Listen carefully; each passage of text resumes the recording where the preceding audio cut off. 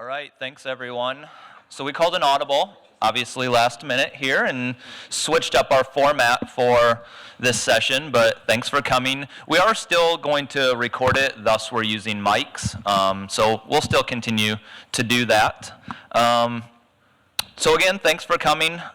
For this, we used Thought Exchange to really get some ideas on what we could talk about. And so we sent that last week out to all parents and all staff. And just as a reminder, we want these to be a listen and learn from both sides of the conversation. And so we got a lot of really great ideas through that Thought Exchange. And so here is a snapshot of some of the topics from that Thought Exchange that we're going to go over, and then once we are through these topics, then we will once again open it up to questions. So with that said, I will turn it over to Superintendent Reisner. Oh, I guess I could have used that one. So those Thought Exchange, that tool gives us the most common, I don't know, how many of you did the Thought Exchange?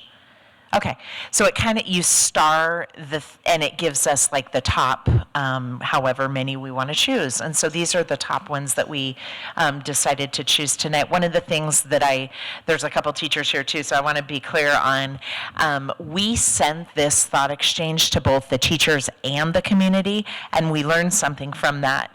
There's different topics that teachers are really interested in and different than what parents are interested in. So one of the things I wanted to make sure I said to staff is that we learned that what we will do now is send staff ones and then send parent and community ones, and maybe even do some listen and learns like this for staff, whether they're quarterly or whatever, to discuss more of the staff issues versus the parent issues. So I just wanted to kind of give you an idea of what that looked like, and thank you all for being here. So I'm Superintendent Reisner. I didn't introduce myself. So one of the things that came up was staff or teacher retention as a item, and so I wanted to speak quickly about that.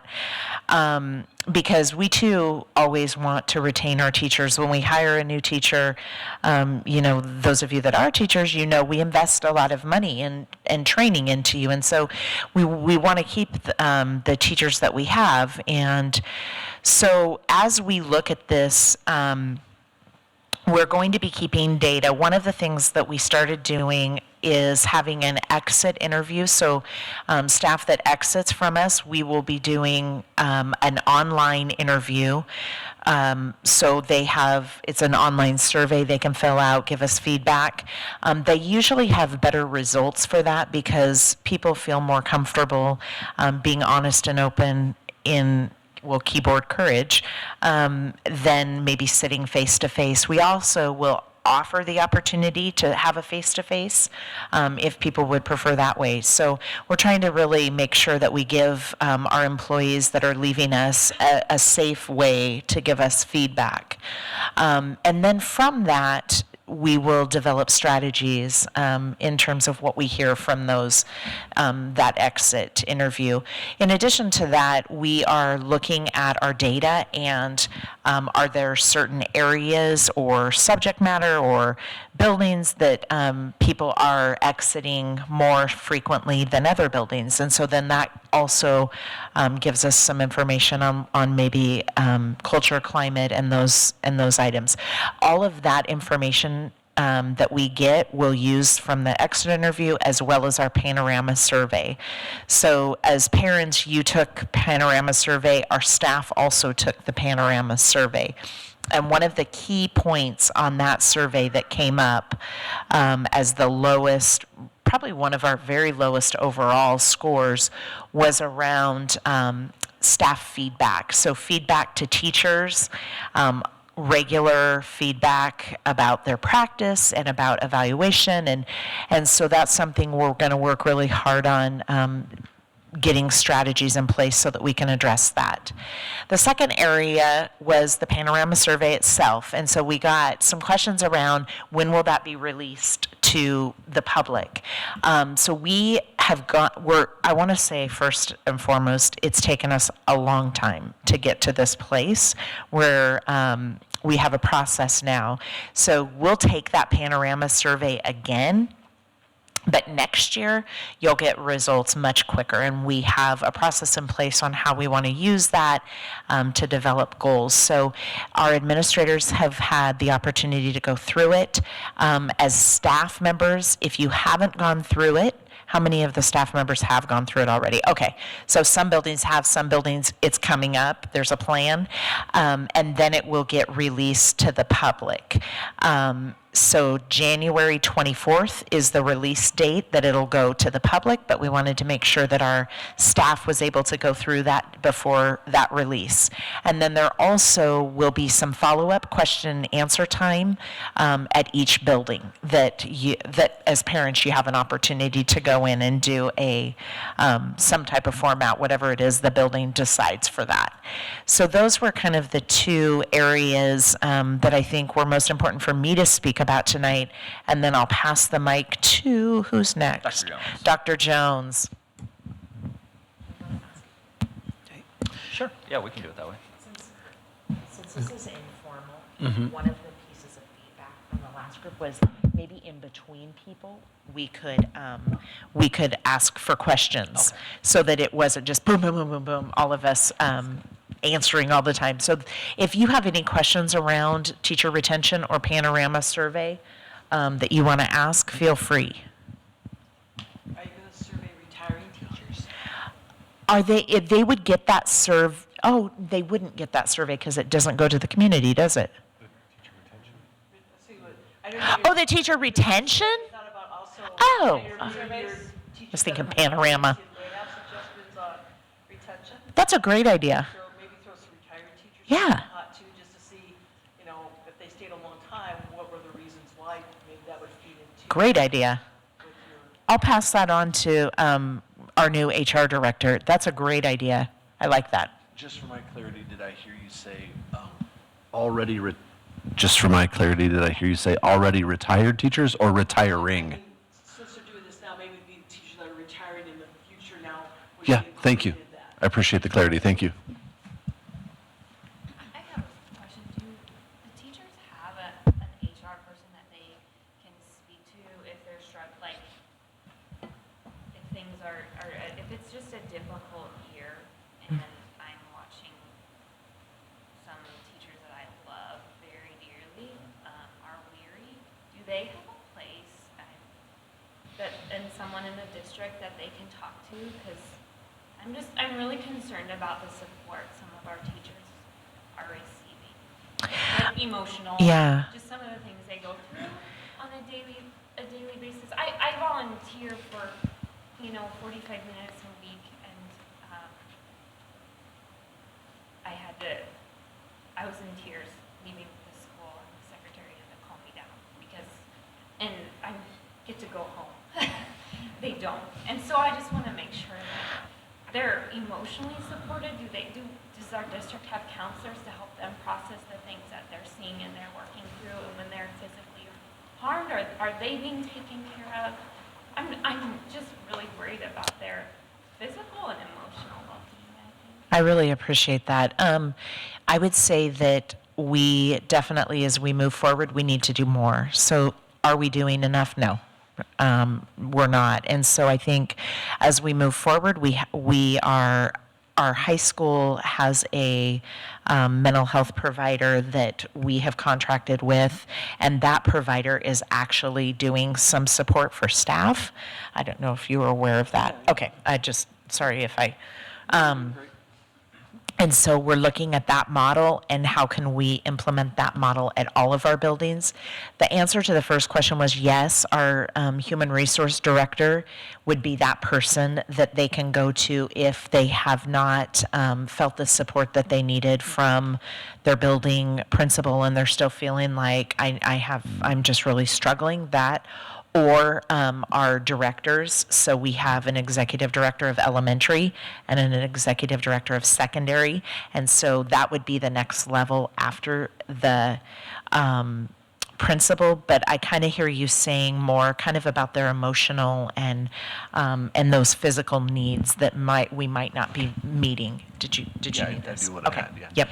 I also want to make sure that we note that we do have an employee assistance program that our staff can access through YSS. So so yes, do we have internal layers like HR and executive directors and principals and those kind of things? And having been in a building forever, I can tell you that my guidance counselors would have told me, yeah, I'm doing more than guiding kids, right? I've got adults that come to me too. So we've got those internal people, but I think sometimes it's also really important to have an external agency. If somebody wants to talk and receive support for a wide variety of reasons, not from somebody that they have as a colleague all the time. And so we do have access to an employee assistance program. I am really excited that the high school is offering what they're calling self-care nights. It's where they have a licensed therapist that we're using mostly, quite frankly, for meeting student needs, but they're once a month holding sessions for staff, and it's open to anybody who wants to come. So it's initiated at the high school, it's hosted at the high school, but it doesn't mean that a middle school or an elementary school teacher couldn't come to those things. To just think about how do we take care of ourselves, mostly emotionally, through a stressful job. So I would answer yes, we have several things in place, but I would agree with Superintendent Reisner. We can always do a better job of either making sure staff are aware of those resources or getting those resources into the right hands or improving access to those resources. Like, we never want to have a situation where just because we have it, we assume that that means it's meeting everybody's needs. But to answer the question, yeah, we do have a variety of layers of those things, but I appreciate first your care and concern for our staff, and second of all, I appreciate the desire to make sure that we're taking care of people.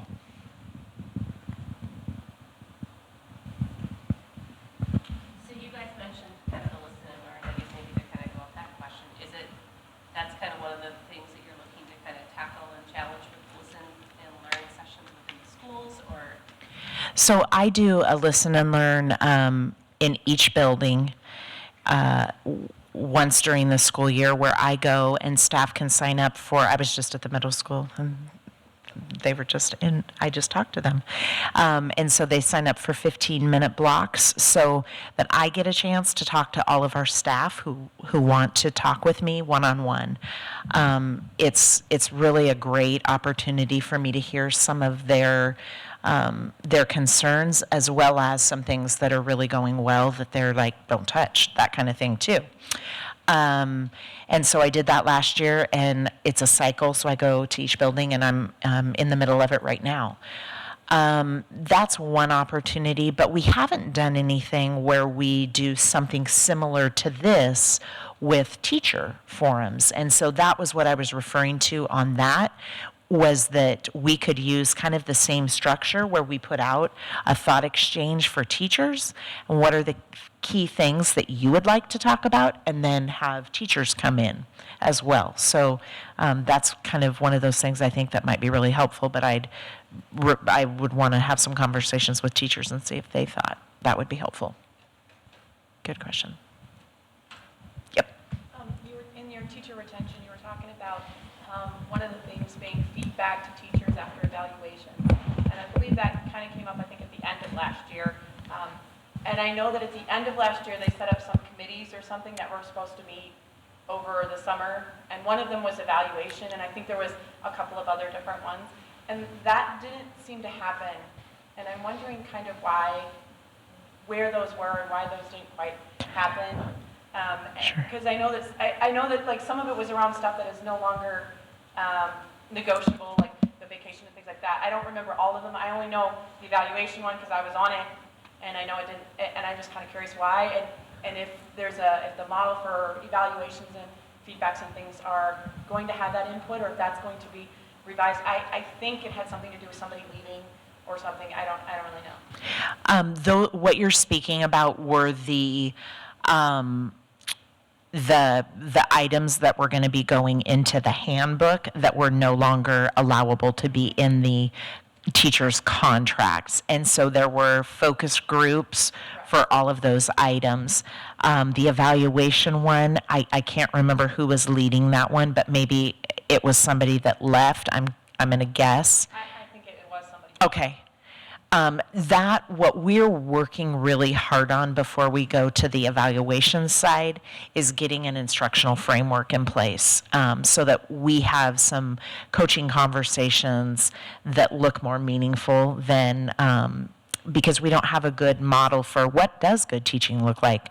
So there are some research-based frameworks that school districts have. Ankeny uses Danielson. Ballard, some of the Story County schools use Marzano. We don't have one right now. And so that's the process that we're going through right now, is looking at those frameworks with the administrators first. And then, and so they have done that process. They've been in your classrooms, and you probably didn't even know it, practicing with different frameworks so that they could see what fits the best for them. And then we're going to look at, then we all would move forward with a common framework for the district. And it gives us that common language, and it gives us, this is what a proficient teacher looks like, and these are some strategies. So kind of maybe not taking it clear to the evaluation point, but taking it to a point where let's have a framework and start being able to give feedback to teachers that they really would like. So just to summarize, make sure I'm hearing you right, what I'm hearing is that because we lost some personnel, and then you guys decided to take a little different direction with how you were handling those particular things. Instead of like a teacher or whatever focus group will kind of come up with ideas, you're gonna look at it a little different direction. I think when we get to the point of changing the evaluation tool, we would have a much more in-depth process. I mean, that would be a long process, like over a course of a year.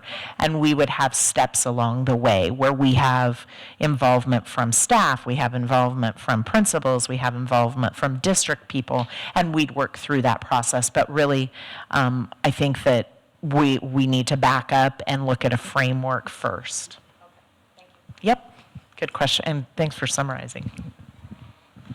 And to be really clear, the goal at first with a framework is just to say that there are some ways to describe what quality planning looks like, what quality instruction looks like, what quality classroom management looks like, and really approach it not necessarily from the get-go as an evaluative component, but rather just like, how do we offer feedback and coaching to each other about growth and improvement with a common definition of and a common language around quality work.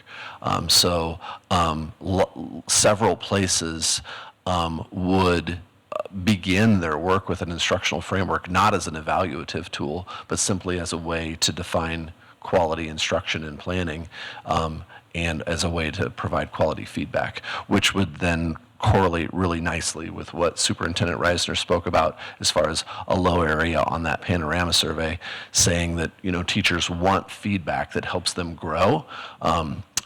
It aligns really well with research on adult learning theory. What adults value is feeling like they're productive and growing and making a difference.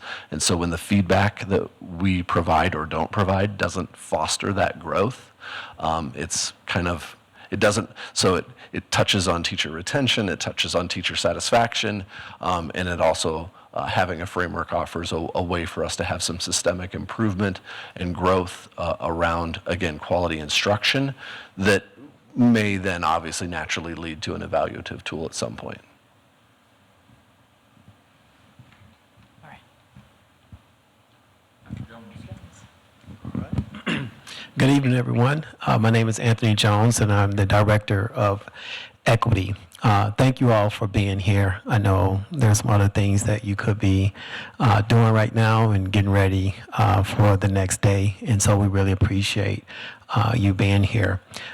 Just a few highlights. I want to comment on something that Superintendent Reisner said as far as our different strategies that we're using to receive feedback from our students and our teachers, as well as our community. So things like the community listen and learn.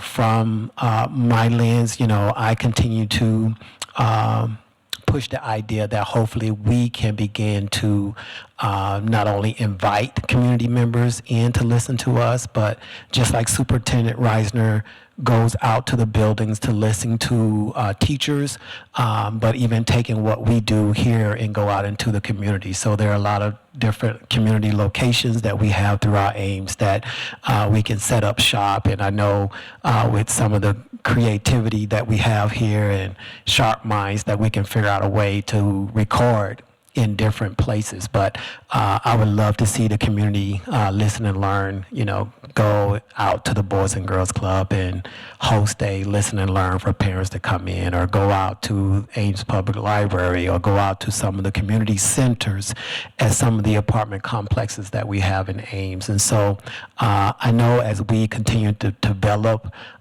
this communication and feedback, I can see us being able to take this on the road. So I wanted to add that to the conversation about receiving feedback, because I think that's very important, especially when you think in terms of equity and having a different lens of how we think in terms of meeting the needs of our families and our students, is being able to go to them and not always invite them to us. And so I wanted to say that as I transition to my part.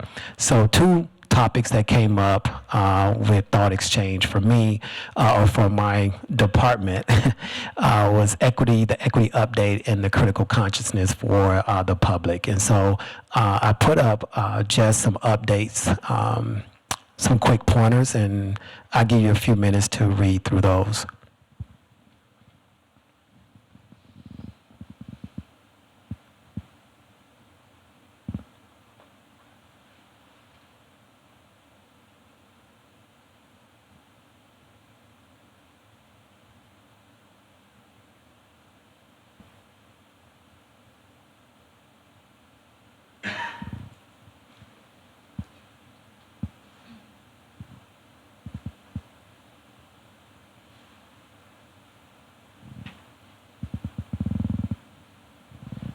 Okay, so just to highlight a few of the updates on that list, the implicit bias training at the high school, that is simply a training that was recommended from the equity audit at the high school, is that we not only do continue to go through our critical consciousness training, but also that we're intentional about providing implicit bias training for our staff. And so basically that training is centered on the fact that we all have implicit bias, and we need to know how to be able to correct those, recognize them, and then correct our biases. And so we are doing that at the high school on the 20th. I also want to highlight the Black and Black documentary. That is someone we are inviting in. The African Club at the high school began to have conversations between Africans and African Americans, those who are from the continent of Africa, who are now in our district, as well as African Americans or Black students from African descent who lives here in America. There are a lot of misconceptions and stereotypes between the two groups as far as these ideas back and forth, as far as, jokes and slanders and a lot of prejudice between the two groups. And so we have invited a speaker who have created a documentary about this particular topic, and he's going to come to Ames and he's going to lead our students through this conversation. He's going to show the documentary and then have a question and answer. We're going to do that on a Friday, but we're also going to invite him out into the community at Ames Public Library, which he will show this film to the community, and then we will also have a conversation around that same topic. And so for me, I wanted to highlight that because I believe the assumption is always, when you think in terms of equity, is this black and white binary, but there are a lot of things in terms of different group dynamics. So within races, that there are issues that we have not talked about. And so I'm excited for that topic, and I'm looking forward to the community and the students coming together to have that conversation. the ESL team has developed the Interpreters and Translator Handbook and guidelines, and so we've beefed up our interpreters and translators, and we're constantly trying to hire more and more of our, specifically our Spanish speakers, our Arabic, and our Chinese interpreters to provide a more welcoming environment for our parents when they attend events that we have, such as our parent-teacher conferences and our open night registration. We want to make sure that when they come in, that they have someone who can communicate the language for them. And so what we've done is we've developed these guidelines to be able to help everyone stay on the same page as far as skill sets. As I mentioned this morning, I did not know until I began to attend these meetings and do a deep dive into understanding the importance of having a handbook and guidelines. I just thought that if you spoke another language, you sign up to be an interpreter and you show up and, you know, magic happens. But there's a certain skill set and strategies that you need to understand even if you speak a different language. Such I didn't know, you know, if I invite a parent in and that parent speaks Spanish and I have an interpreter, that I speak to the parent and not the interpreter. Through these trainings that we've been a part of, I've learned that you have to really begin to teach our translators to introduce themselves at the beginning of the meeting and say, hey, my name is Anthony and I'm going to translate for you, but please talk to Mrs. So-and-so and I'm going to communicate back to you. And so back and forth, there's a particular strategy to make that family feel welcome. And so all those things are in that those guidelines. We also provided the guideline, which is going to help each building communicate the same language, same routine. What do I do if I want to send out a parent night event? I need to make sure that a letter that I send home, I need to make sure that it's in that family's language. And so there are some particular guidelines that we develop within that particular process. And so I'm excited about that. Along with that, interpreter and translators training, as I mentioned earlier, we're going to do that on January the 25th. So we're going to provide training for our interpreters and translators. The last thing I want to highlight, I put an asterisk on the end just so I can remember the equity problem-solving process. So I don't want you to think in terms of when we're addressing equity issues in our district that it's all about programs and activities. That's truly not what addressing equity is about, but it's also about changing our thinking. And so we have to be intentional about asking the simple questions. So before we do an activity or develop a goal or a policy, we have to ask the question, who is this not benefiting? So for instance, as I mentioned earlier before I began to speak, I talked about the community listen and learn. Well, we're having this community listen and learn, this nice, pretty place, but who is it not benefiting? Well, it's not benefiting those families who can't get here, whether it's transportation or work or childcare or whatever. So we have to start asking those questions. Who is it not benefiting? It's a great idea, but the great idea could be creating greater disparities between our families. And so we're beginning to practice going into these questions when we have a problem or we want to do an event. We want to make sure that we have this process in mind. The next thing, did I have one more up there? I thought I did. Okay. Oh, yeah. So the critical consciousness to the community was another highlight from Thought Exchange. And basically what I want to do, instead of us coming up with an idea to say this is what the community need and this is how we want to provide the critical consciousness training, I want to invite you to be a part. I know we have a lot of teachers here, so what I've done is extended an offer to our community to be a part of those plannings, to be able to come in and say, hey, this would be great for us to be a part of teaching and leading it. So not just the school district leading it, but also we have some very knowledgeable community members, whether they're from the university or whether they have their own businesses and practices around this very topic that can be able to lead the discussions with the community. And so I think it's more authentic when you have someone of the community that's not attached to the school district being a part of those conversations around critical consciousness. And so I want to invite you all, those of you who are here who are community members, if you are interested in being a part of planning what that event will look like, please reach out to me, send me an email, and we can begin to create a date and make some plans around that. The last thing I want to address is that, again, I see a lot of teachers in the room, and so someone sent a question, and it was a very challenging question for me, but we want challenging questions. We want people to be honest. We want people to speak their truth. And so a question that came through Thought Exchange was, why is the school district focusing on diversity and racism rather than focusing on the primary issue of why kids do not succeed, which is poor parenting? So I don't know, you may have those same questions, and so I wanted to make sure I highlighted that question in our listen and learn time. And so I want to say two things about that question, and there are other things that I can address this question on, but I want to say two things. And one, reading straight from my notes, we have always talked about the bad issues outside of the school as being the problem, and it hasn't changed anything. When we think about bad parenting, we have social workers, we have a homeless liaison, we have counselors, we have many partnerships through YSS that we are working with to provide support for our families. But we need to begin to focus on what is happening when our students walk into school. And those are the questions that we're not dealing with.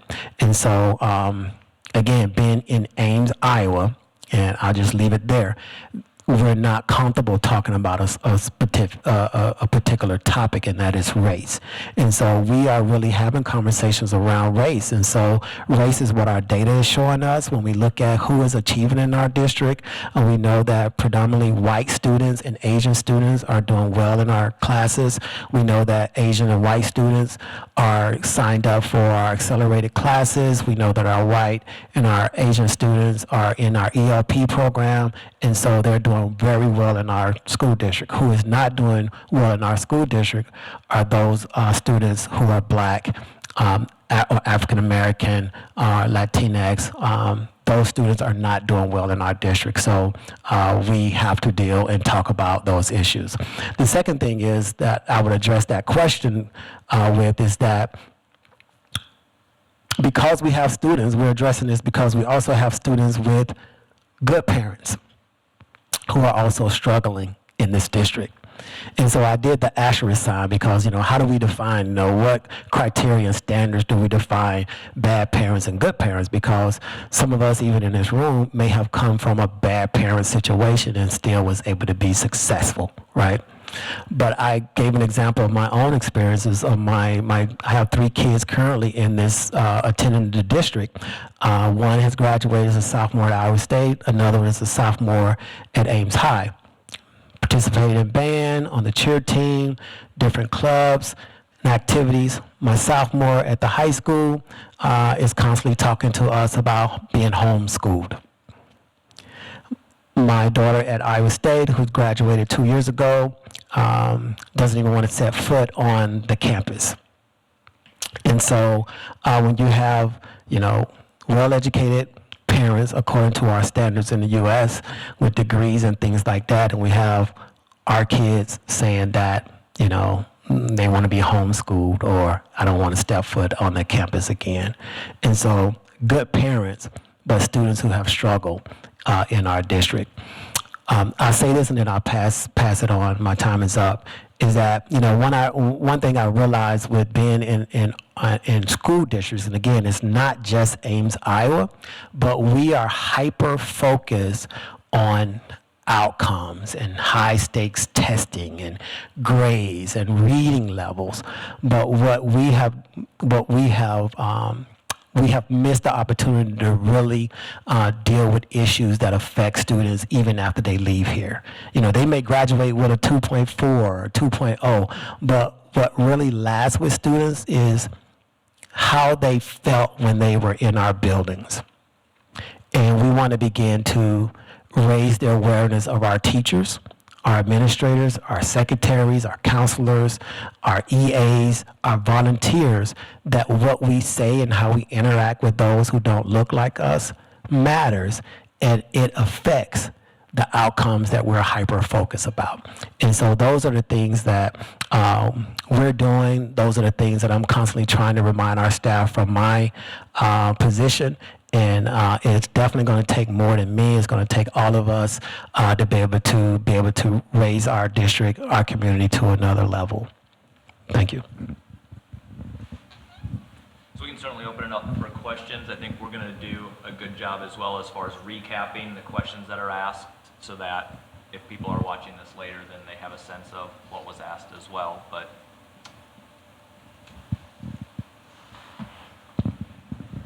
Dr. Hawkins is next, and if questions do come up, related to Dr. Jones, we can ask those at a later time as well. So, Just want to make sure I didn't cut off any questioning.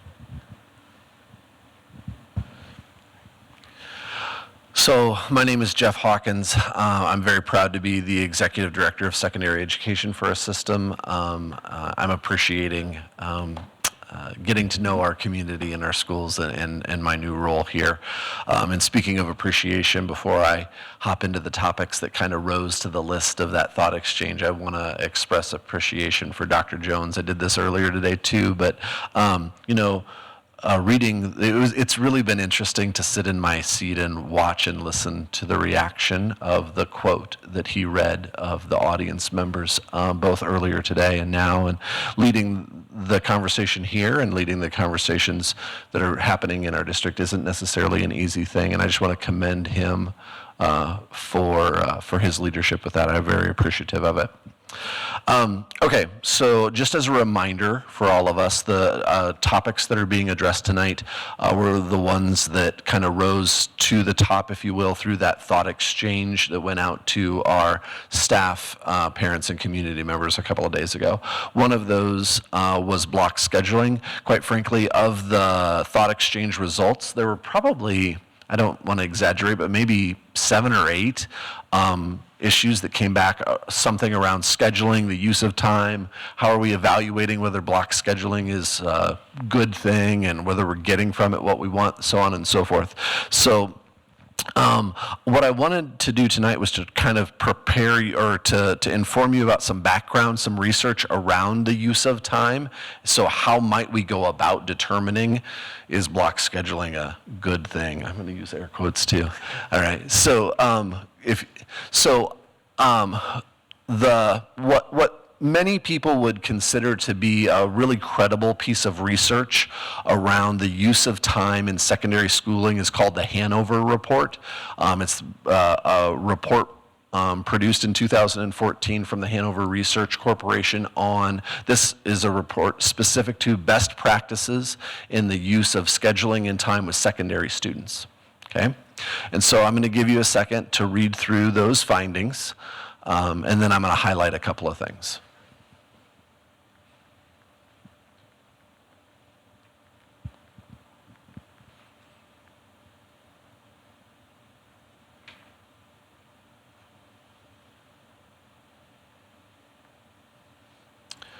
Okay, so again, I've just bulleted 5 key findings. The report is maybe 20 pages, and we'd be more than happy to make the link available if you want to look it up. So it's not a terribly dense read or extremely long, but it goes on to really describe that maybe in lots of depth, that very first point, and that is that existing research has not identified a correlation between secondary scheduling models and student achievement. In other words, there isn't a best model for how we use time. If you use time in 45-minute chunks or 50-minute chunks or 90-minute chunks or varied chunks throughout the week, it doesn't really matter, statistically speaking, from a correlate to student achievement. What matters is that you have a really strong vision for what you want to accomplish. You provide training on what are our practices going to look like within those structures of time, and that you choose a time structure that aligns really well to your intended purposes and your training.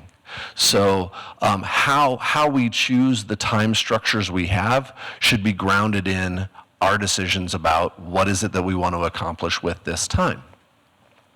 And so I think it's important when we talk about, well, what's going on with block scheduling and how do we evaluate its effectiveness and are we getting from it what we want, that we understand that there isn't a research base that says, oh, you should definitely do this or you should definitely do that. Rather, what we need to be doing and what I'll be facilitating with our high school in particular is some conversations about, okay, well, what did we intend to get from this? What are we getting from this?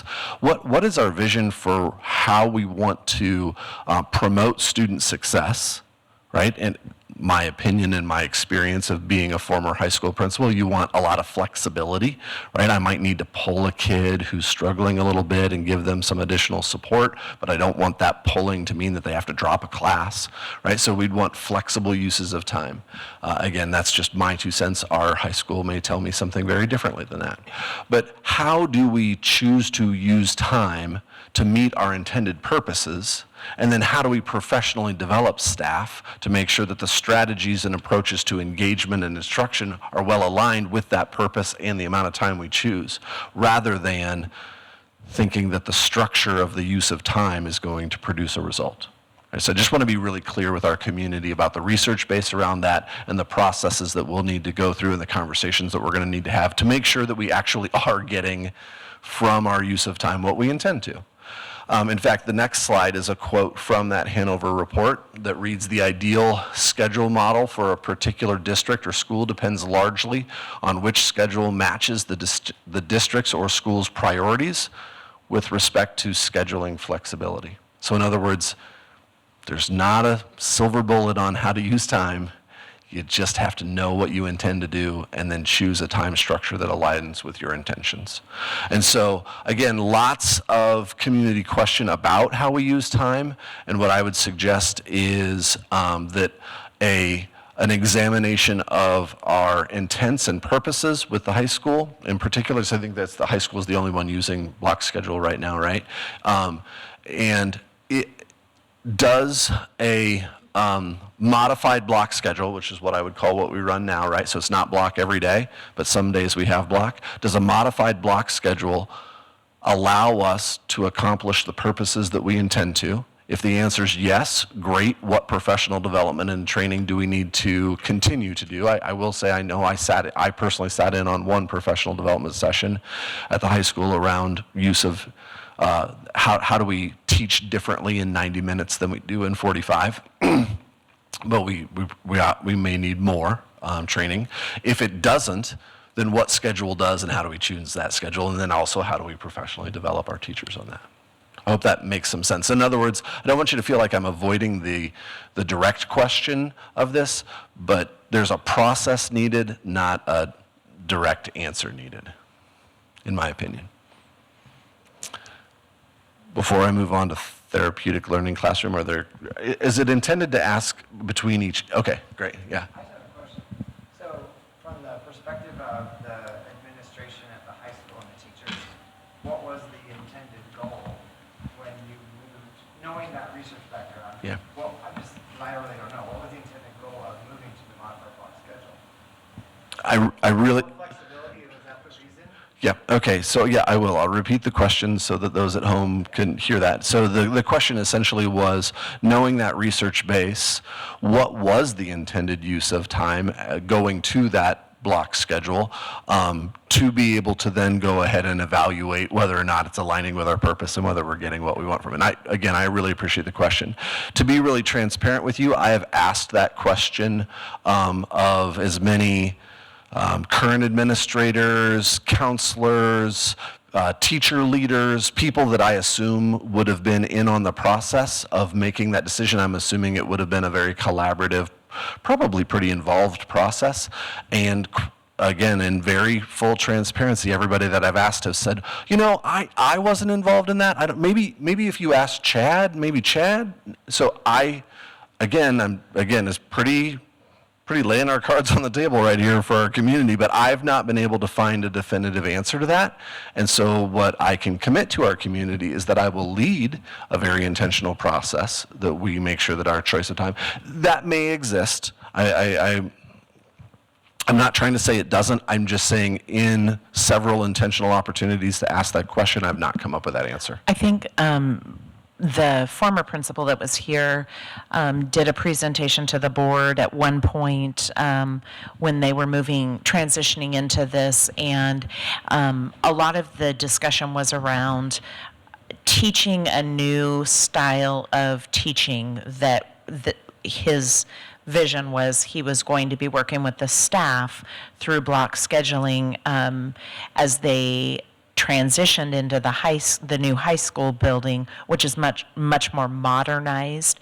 And so I believe that that was weird, the flickering lights out there. I believe that many of the discussions happened when they were visiting other brand new high schools, and they were on block scheduling, and they went to a very open format, so there'll be a lot of collaborative areas in the high school, and I think he felt that block scheduling worked well for that style. So, and what I can say is that I don't know what team, because I kind of walked in at the tail end of that after the planning had kind of already happened. So I'm not sure what team was put together, what was looked at data-wise. I don't know any of those pieces, but I know that we've got new leadership all over the place now, and we've got questions, so definitely we'll revisit that. I will say that the Hanover report that I referenced does indicate that oftentimes block scheduling or a modified block, like what's being used now, is associated with a way to provide some flexibility, like what I described. There's also been some studies that would show that a block schedule has a positive impact on attendance because there's fewer transitions, and behaviors because there's fewer transitions. So while there isn't necessarily a correlate to improved academic achievement or student achievement results, there are some studies that show an improved result towards attendance and behavior. How long has the high school been running the modified block, and is that enough time to actually evaluate if it's doing maybe what you intended, or if there's no need, or what you want it to do? Sure, yeah. My understanding is that they've just been running the modified block this year, that this is their first year of implementation with it. And so I think an important first step in the assessment is articulating those desires and purposes, right? So rather than doing that with a mindset of we need to make a change, let's just get really clear on what we want to accomplish. So maybe one of the things we want to accomplish is a schedule that provides for lots of flexibility so that we can implement an MTSS model where we can design interventions for kids. That would make sense to me as a potential purpose of how we use time.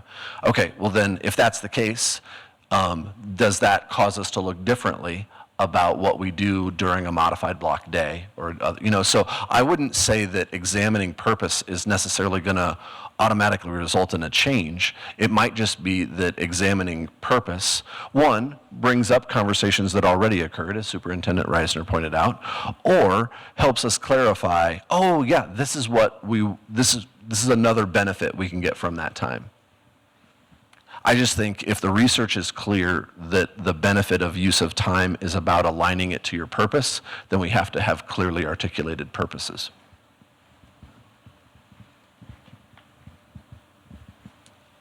Is the attendant system up and running yet with or did I just, maybe I'm asking the wrong question, I don't know. No. Where they were checking in, checking out the block? Yes, yeah, is the attendance system up and running with where they're checking in and checking out of block? I'm going to reframe the question a little bit because I don't know that it's about block, but what I think is being asked is when it comes to flex periods, is the system up and running for our students to be able to check into flex so that we're taking attendance at flex? And my understanding is yes. I'll confirm that when I meet with high school administration tomorrow, but my understanding is yes. Okay. Therapeutic learning classroom. I'll try to be succinct here. I know, I see the look on your face, yeah. Okay, so quick update about therapeutic learning classroom. Most importantly, I would want our community to know that probably about 2 months ago, we referenced this earlier tonight as well with the self-care nights that are being offered. About 2 months ago, the district partnered with Dr. Warren Phillips, who's a professor at Iowa State. He also runs the Central Iowa Children's.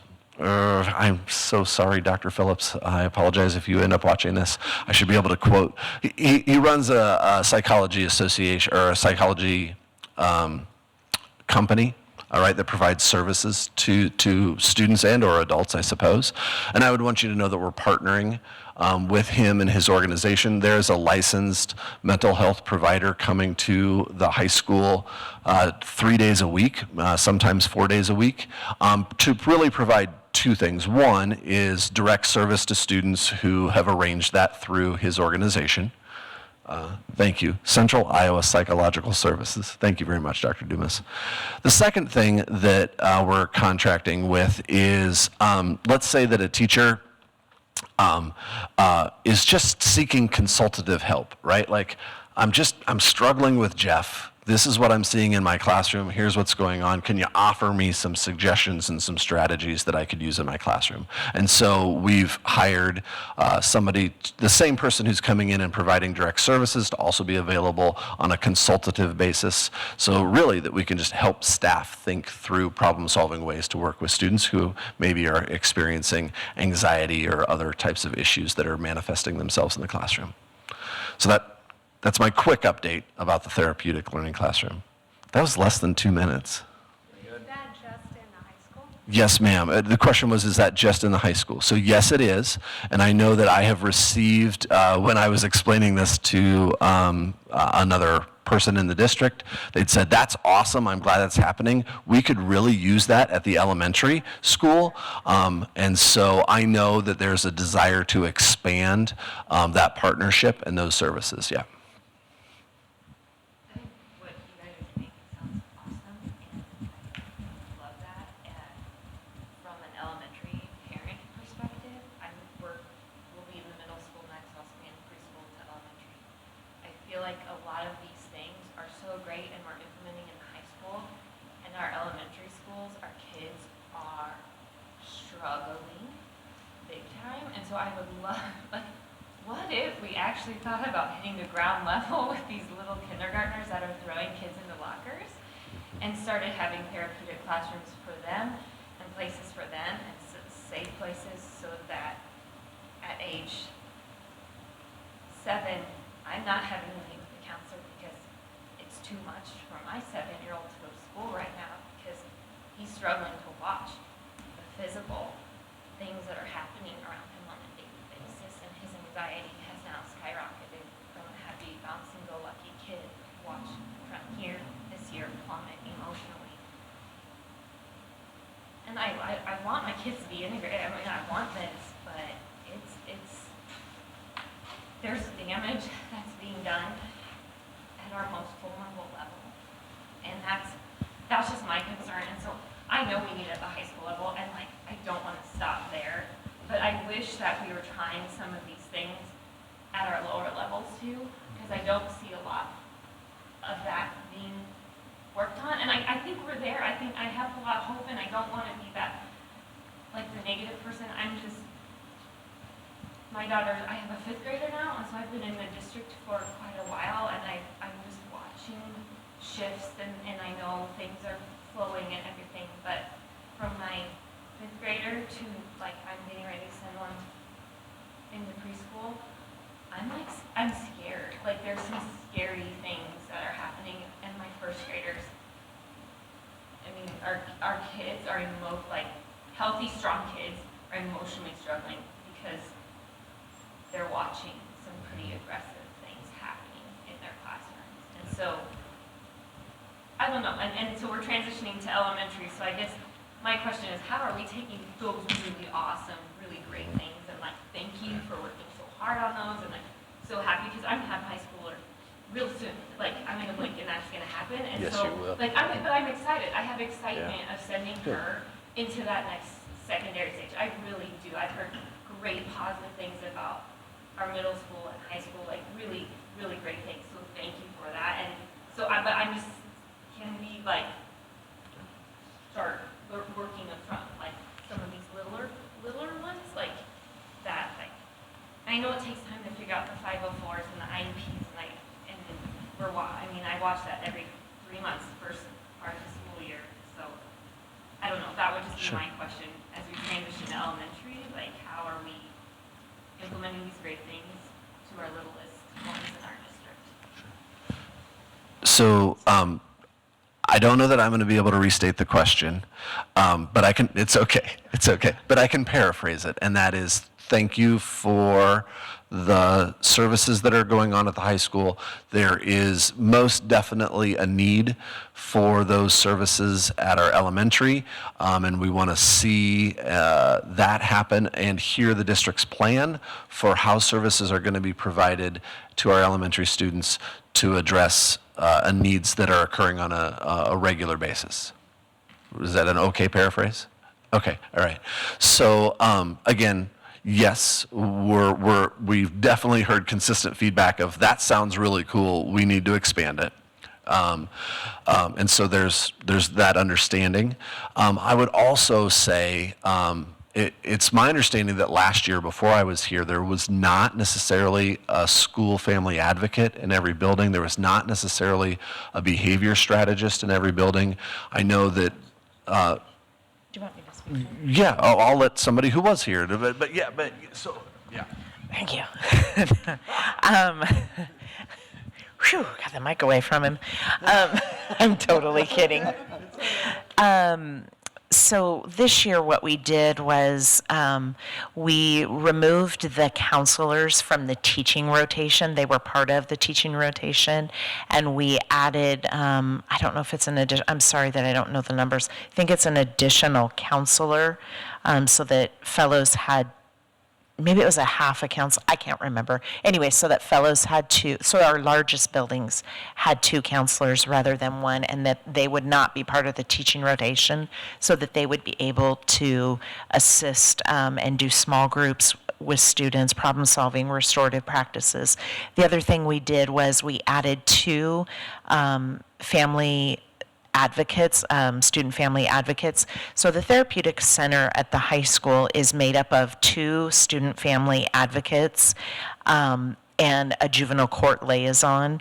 And so what we did was we added those 2 family advocates for all of the elementaries because we wanted to get the model in place before we expanded it.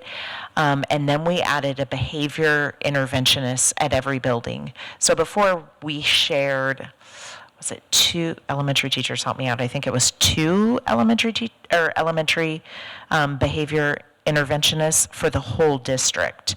So this year we added 1 for every building. And then in addition, so we have those behavior interventionists, we have the social workers, and we have the counselors out of that teaching rotation. And so that was kind of our foundation for beginning to add that additional support at the elementary level.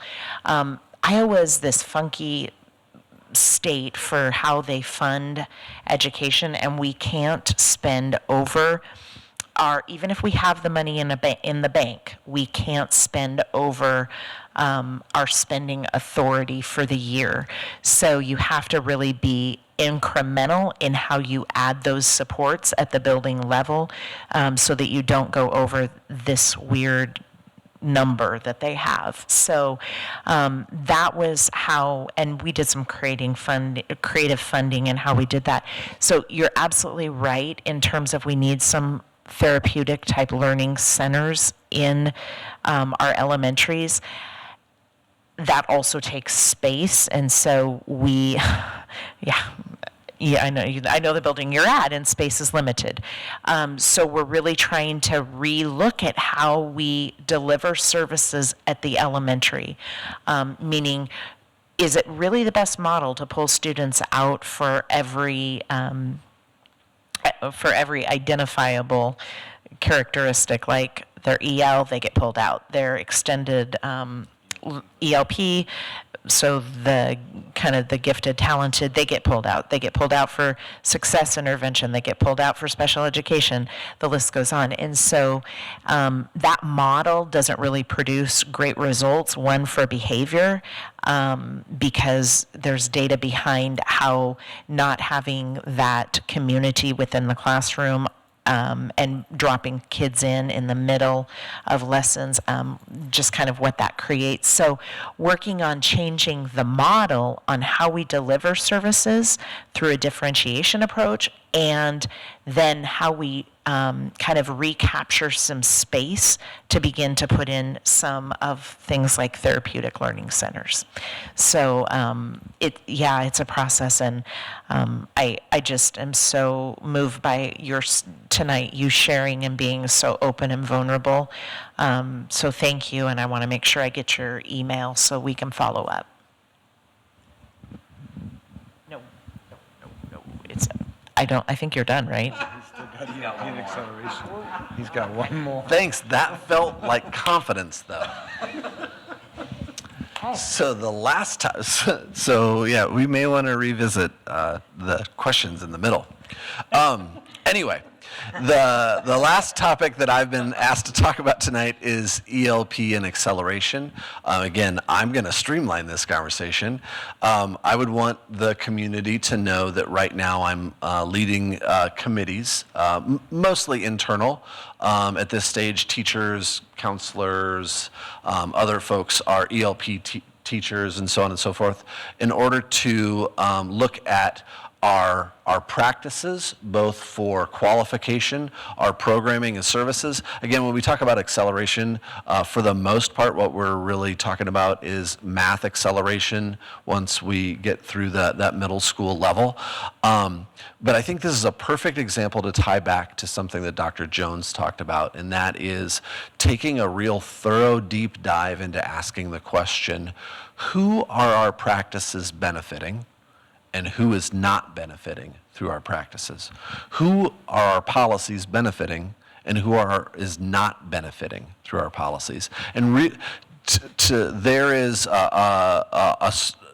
Dr. Jones mentioned the equity audits that talk about the fact that our AP classes are absent of students of color, Latinx, African American students, and a lot of that starts with how we think about accelerating students. In fact, the next slide, I would want to read a quote to you. This is something that we did as part of a reading in one of those committees.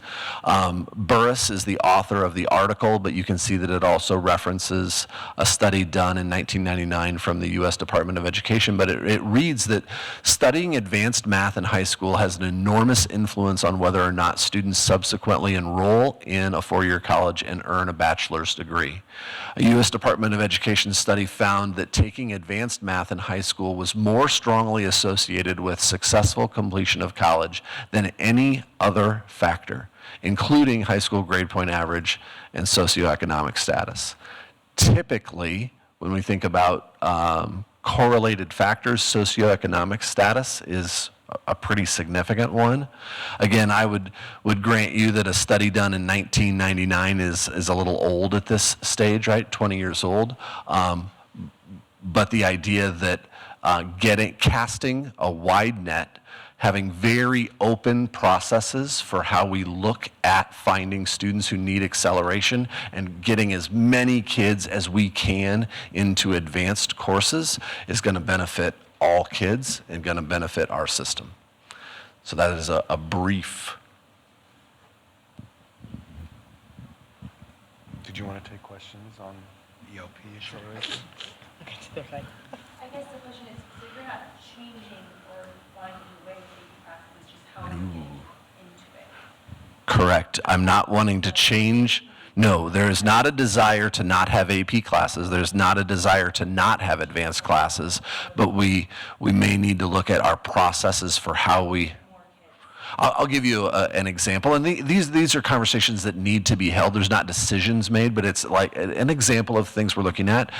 Does a system screen kids for acceleration or ELP and say you qualify or you don't qualify? Or does the system screen students and say, we would recommend this or we would not recommend it, but we're going to leave decision-making up to you as a family, right? That's a big difference.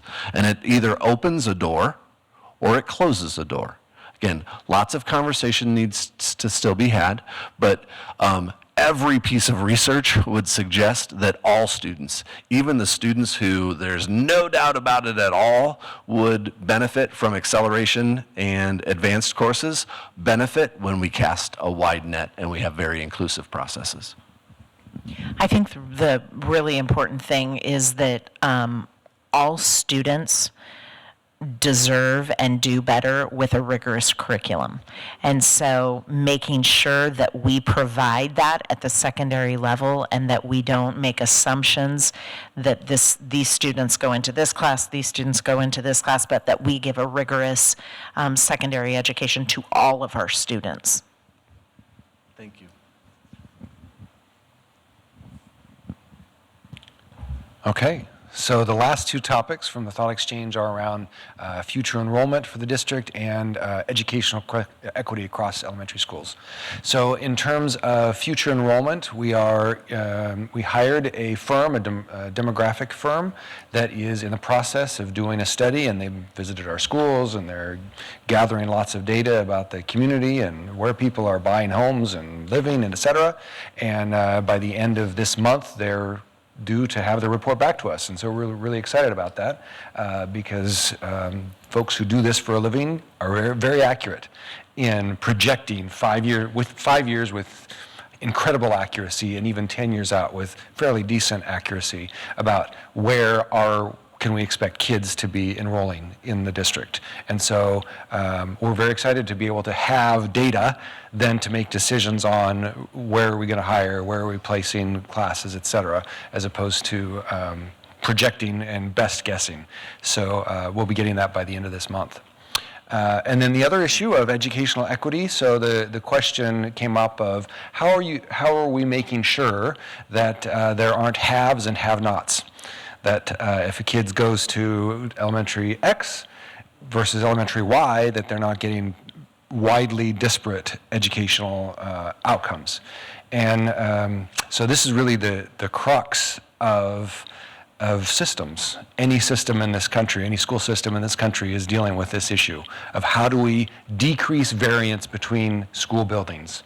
You go to Des Moines, to Chicago, to Omaha, whatever the school district is, and there's variance between schools.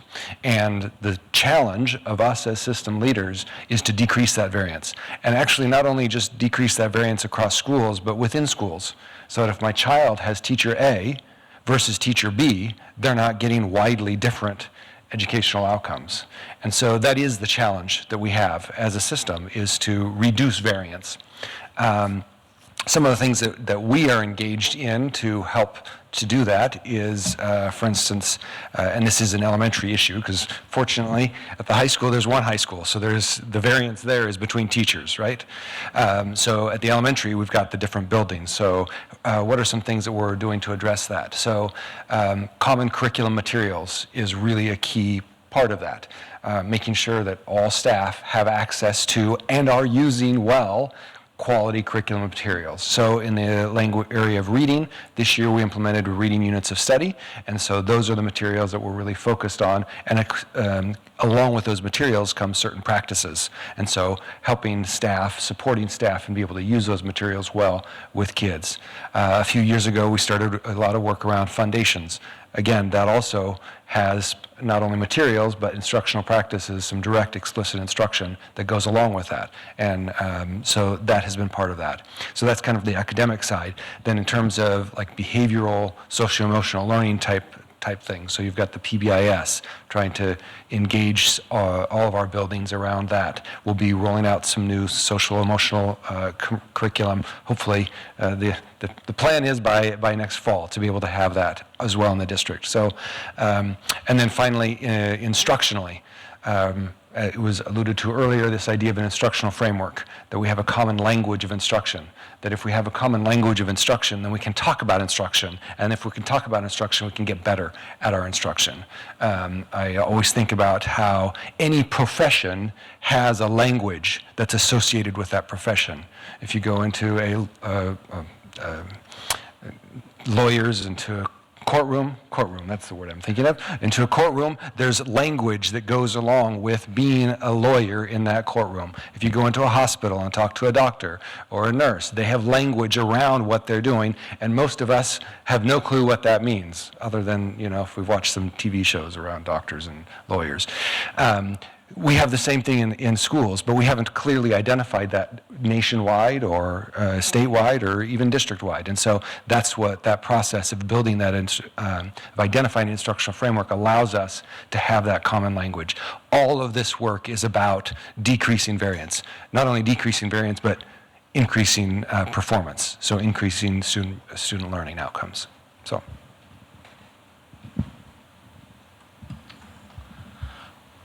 So last time we had questions at the end, and clearly we did it in between now, but we would be more than willing to entertain more questions.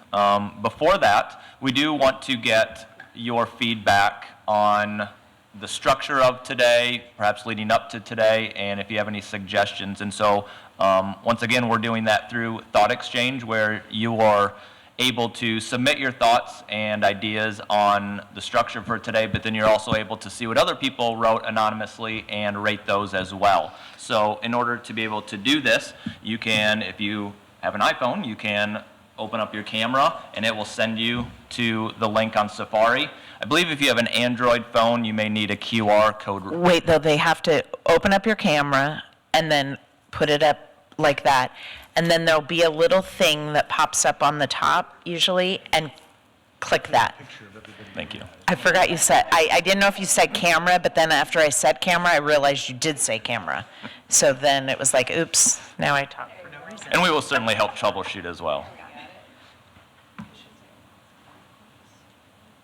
You don't need to say things like "Don't let Jeff have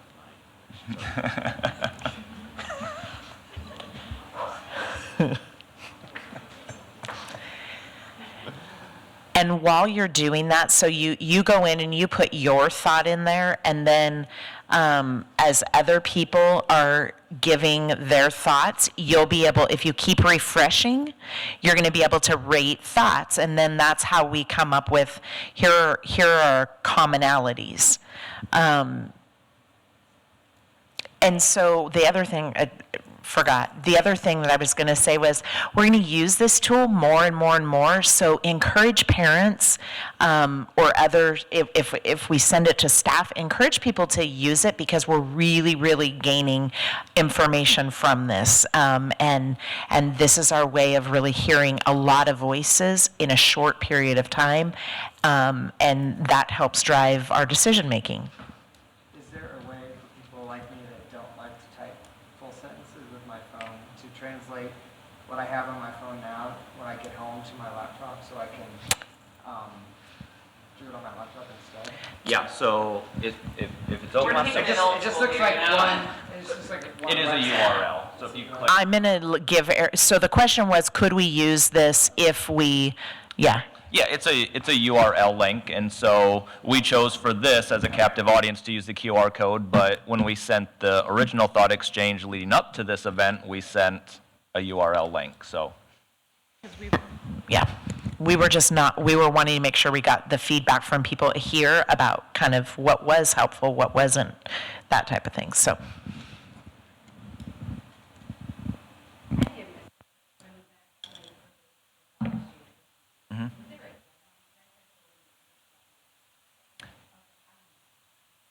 it expired Sunday evening, so that we could prepare on Monday coming into it. You did not miss your opportunity. This is not, you didn't miss your opportunity, though, because we're going to have so many of these. I do too, yeah.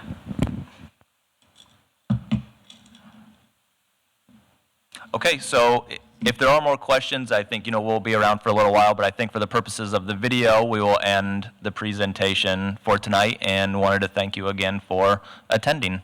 We have another one in a month, and now I'm drawing a blank, so I will share it out the same way I shared this one out. Thank you.